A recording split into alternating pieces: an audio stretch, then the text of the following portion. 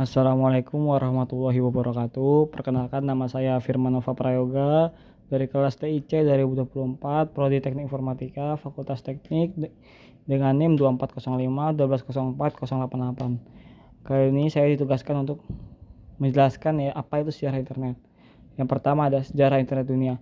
Internet lahir pada tahun 1969 dari proyek militer Amerika Serikat bernama ARPANET yang dikembangkan oleh DARPA atau dengan sebutan lain Defense Advanced Research Project Agency.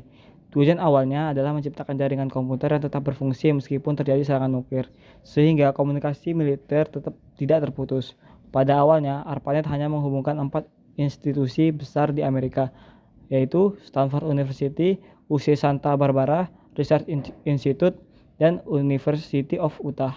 Jaringan ini memungkinkan komputer-komputer tersebut saling bertukar data. Memasuki tahun 1980-an, internet mulai digunakan secara terbatas di kalangan universitas. Tahun 1982 ditetapkan protokol standar TCP atau IP yang hingga kini masih digunakan sebagai dasar komunikasi data di internet. Tahun 1984, sistem domain name system atau sebutan lain DNS diperkenalkan untuk memudahkan penggunaan alamat situs.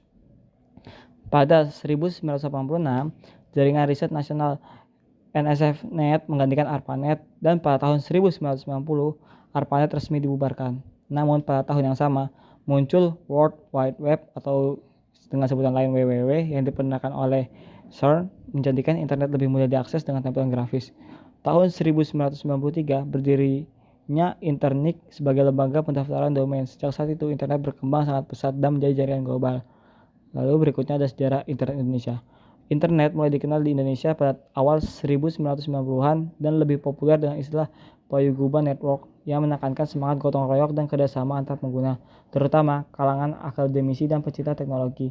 Cikal bakalnya muncul pada 1986 ketika kelompok mahasiswa ITB menggunakan radio amatir untuk eksperimen komunikasi data dengan dukungan tokoh-tokoh seperti Roby Soebiakto, Onowe Purbo, RMS Ibrahim, Suryono Adisomarta, dan lainnya. Teknologi ini berkembang menuju penggunaan TCP atau IP. Pada 1994 berdirilah Ipteknet sebagai penyedia layanan internet pertama.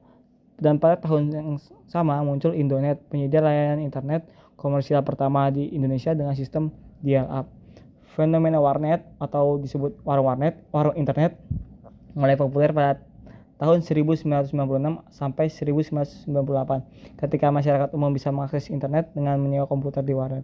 Pertumbuhan warnet begitu pesat hingga pada tahun 2000-an dibentuk Asosiasi Warnet Indonesia atau dengan sebutan lain AWARI untuk mewadahi para pengusaha warnet. Lalu berikutnya ada manfaat internet. Internet memberikan banyak manfaat bagi masyarakat antara lain.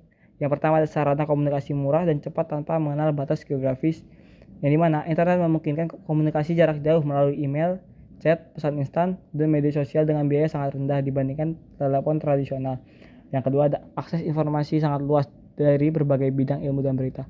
Pengguna dapat mencari berbagai jenis informasi mulai dari ilmu pengetahuan, berita, hingga hiburan dari seluruh dunia secara real time. Lalu ada pendidikan dan pembelajaran online.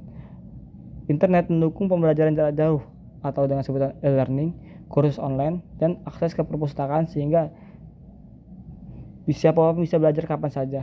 Lalu ada peluang bisnis dan ekonomi digital, membuka lapangan usaha baru melalui e-commerce, digital marketing, hingga layanan berbasis aplikasi. Banyak UMKM kini bergantung pada internet untuk memperluas pasar.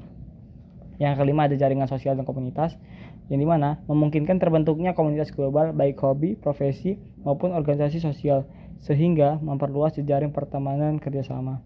Lalu ada kolaborasi dan produktivitas, yang dimana mendukung kerja jarak jauh atau remote working, berbagi dokumen secara online, serta kolaborasi tim melalui aplikasi seperti Google Workspace atau Microsoft Teams. Lalu ada kesehatan, yang dimana konsultasi kesehatan secara online, akses informasi obat, hingga pelayanan darurat bisa dilakukan lebih cepat melalui internet. Yang kedelapan ada transaksi keuangan dan perbankan digital, yang dimana layanan mobile banking, e-wallet, dan fintech membuat transaksi lebih praktis, aman, dan cepat. Lalu yang terakhir ada riset dan pengembangan. Penelitian dan mahasiswa dapat dengan mudah mengakses jurnal, data, dan melakukan kolaborasi riset secara internasional. Lalu berikutnya ada aplikasi internet. Aplikasi internet meliputi berbagai hal sebagai berikut. Yang pertama ada komunikasi dan informasi.